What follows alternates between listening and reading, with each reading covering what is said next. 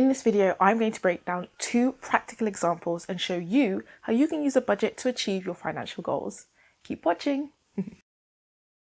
Hello and welcome to The Adult Life, where we give you the tools to be a happy and healthy adult. My name is Simi and I'm the adult in charge.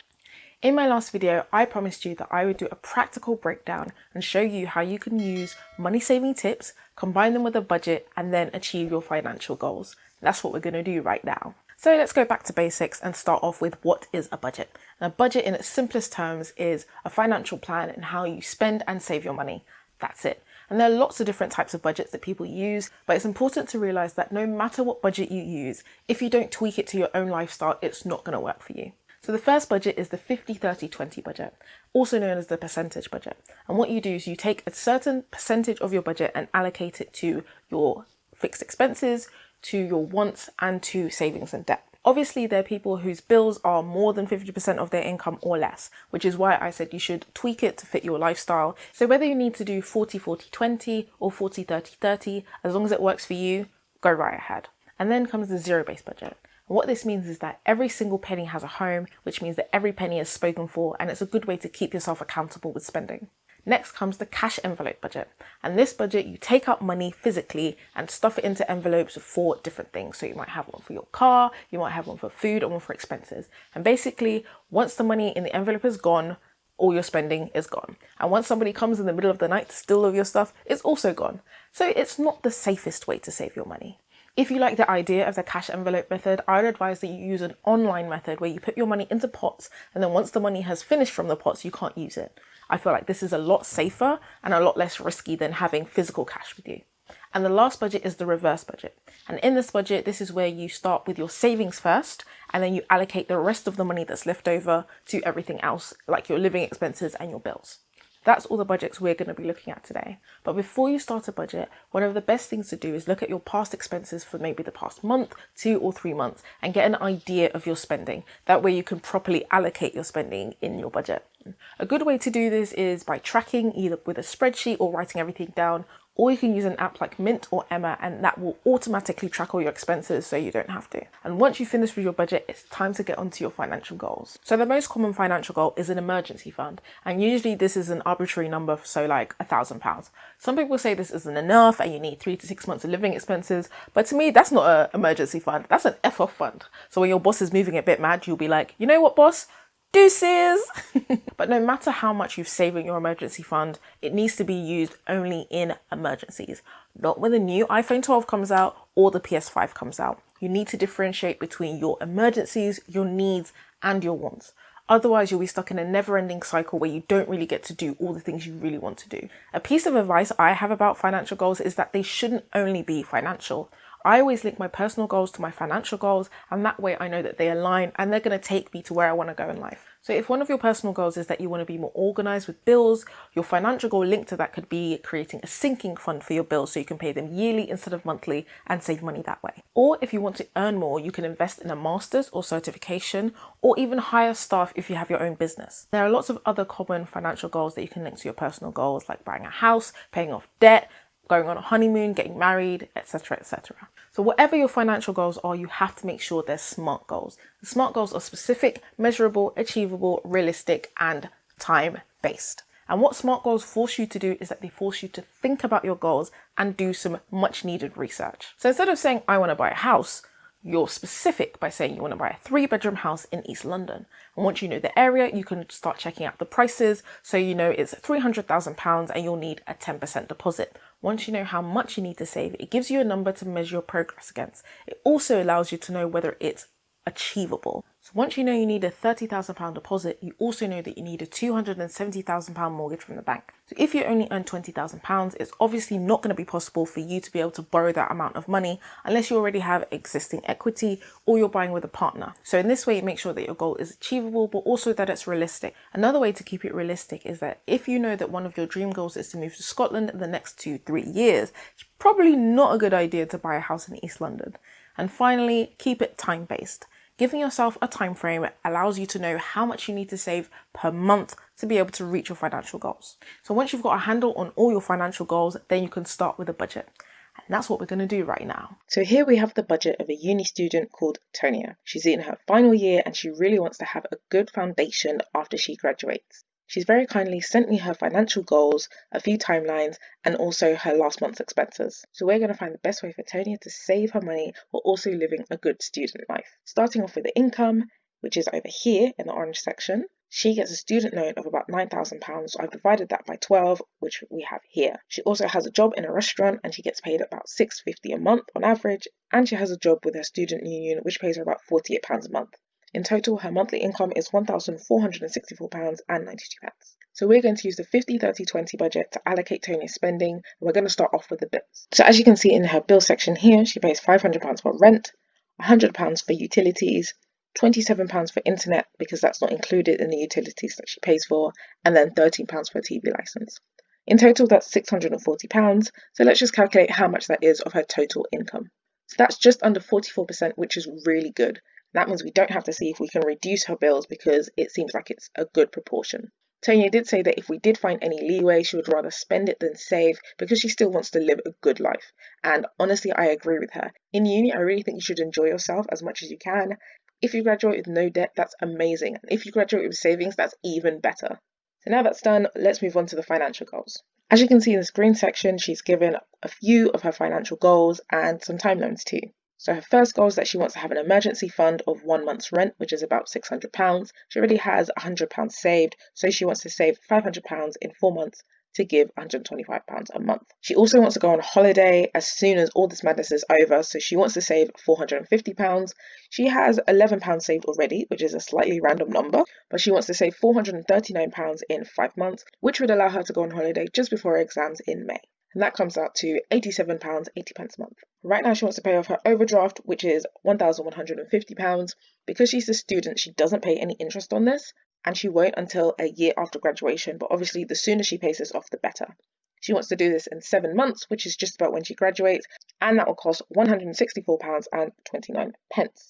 So these are the 3 goals that are actually active right now. I did tell her that it's better to focus on 2 or 3 goals rather than too many, mainly because if you have too many, your focus is diluted and you might get a bit upset when you check your progress and it's not going as fast as you wanted it to.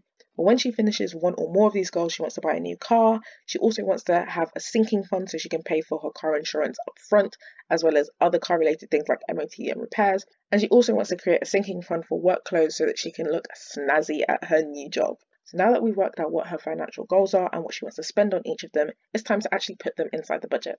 So financial goals and savings are only supposed to take up 20% of your spending, so I'll just calculate how much that is now.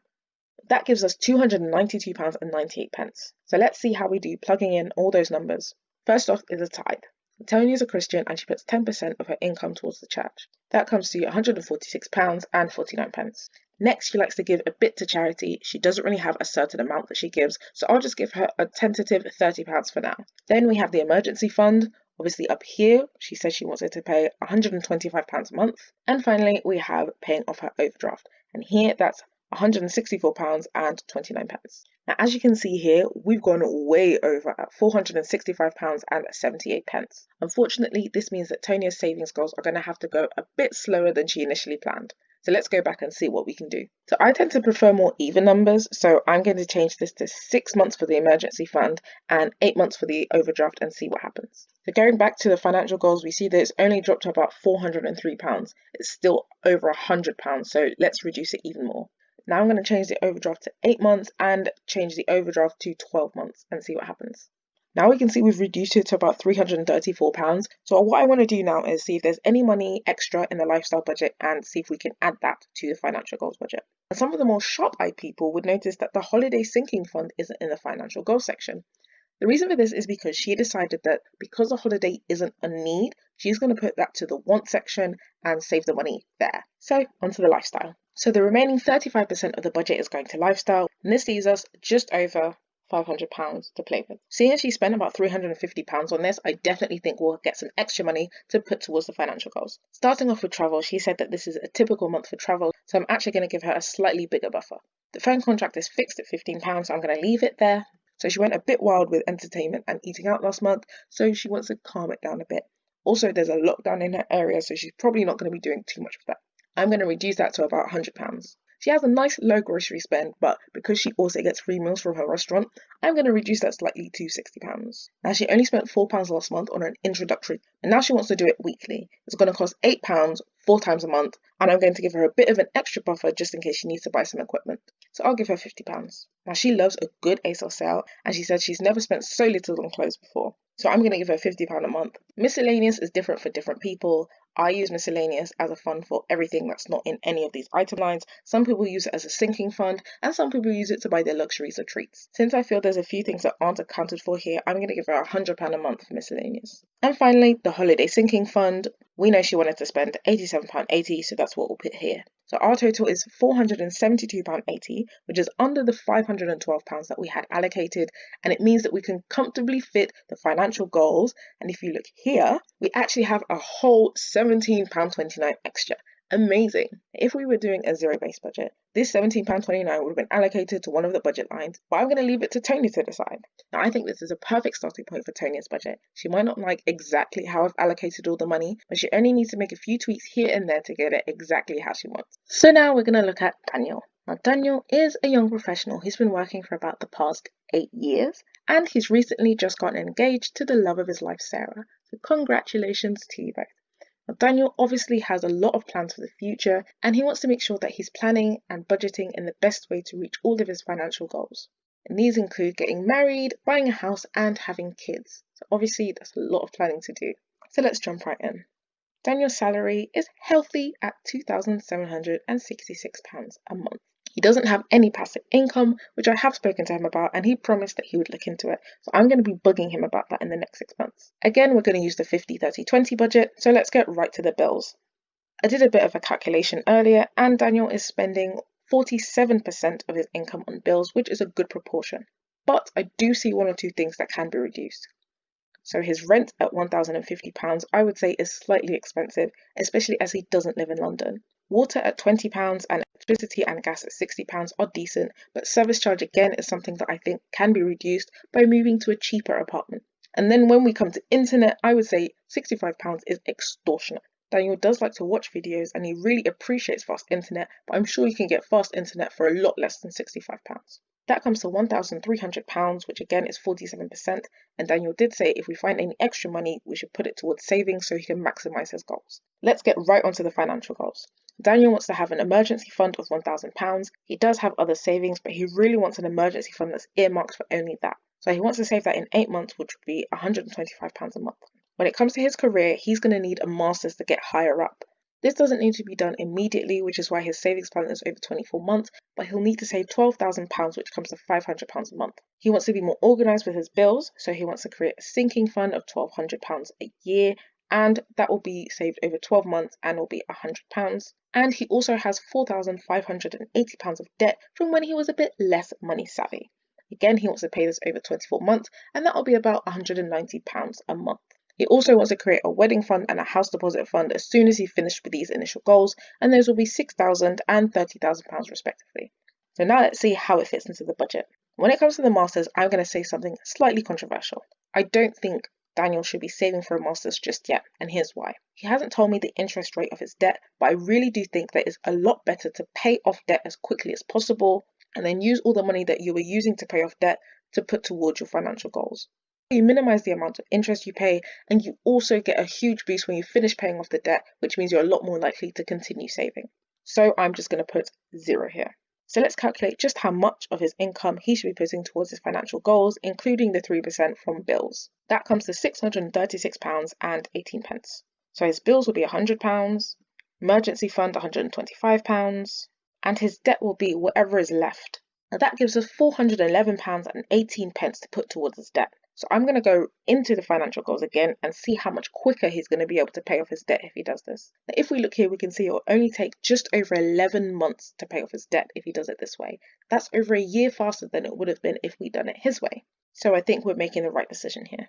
And finally, let's go to the lifestyle section. Firstly, let's just check how much of his income should be allocated to this section. As you can see, we have £829 and 80 pence. Starting with travel, he has a travel card that costs £170, but I'm going to give him a slightly bigger buffer just in case he needs to use a different form of travel that isn't covered by the travel card. His phone bill was actually £43 last month.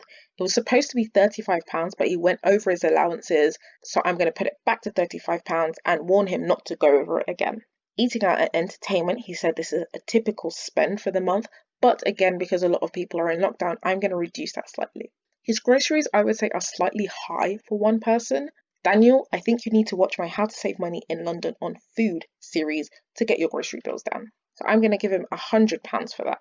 His gym membership actually cost £35 last month, and I'm going to keep it like that for this month. And for clothes, he said he doesn't usually spend that amount on clothes, so I'm going to reduce it slightly to £100. Finally, we come to miscellaneous. Now, he uses miscellaneous to cover any bills that aren't accounted for in the bill section here. So that includes insurances, any repairs he needs to do on his car or house, for things like presents and home decor, and he uses it as a buffer just in case he goes over any of his other budget lines. So I'm going to give him £100 for that. In total together, we have a nice round £700 for lifestyle.